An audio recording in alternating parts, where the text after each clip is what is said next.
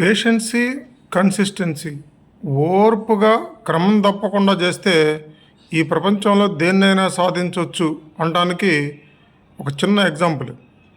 దశరథ్ మాంజీ అని చెప్పేసి ఒరిస్సాలో ఒక కుగ్రామంలో నివసించే వ్యక్తి ఇతను తన భార్య పురిటి నొప్పులతో బాధపడుతుంటే హాస్పిటల్ తీసుకెళ్దాం అనుకుంటాడు.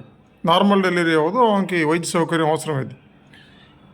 తన గ్రామం నుంచి పట్టణానికి వెళ్ళాలంటే కొండ చుట్టూ తిరిగి వెళ్ళాలి. కొండ చుట్టూ తిరిగి వెళ్తే కనీసం 60 కిలోమీటర్లు పట్టింది.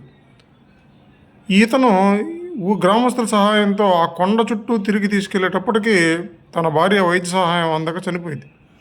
దాంతో అంత కలత చెంది అదే కనుక ఆ కొండను పగలగొట్టి కనుక మార్గం ఏర్పాటు చేస్తే 20 నిమిషాల్లో ఆ పట్టణాన్ని చేరుకోవచ్చు. కానీ ప్రభుత్వం ఎవరో కూడా దాన్ని పట్టించుకోరు.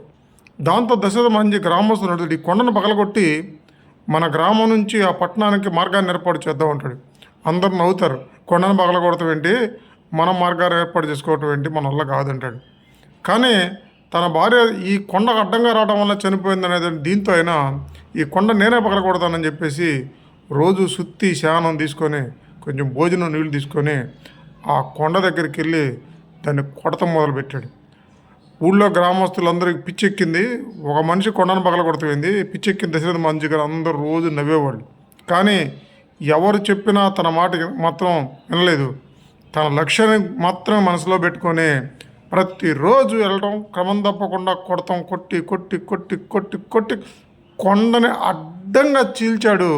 దానికి కనీసం 25 సంవత్సరాల టైం పట్టుండొచ్చు, కానీ తన లక్ష్యాన్ని చీల్చాడు.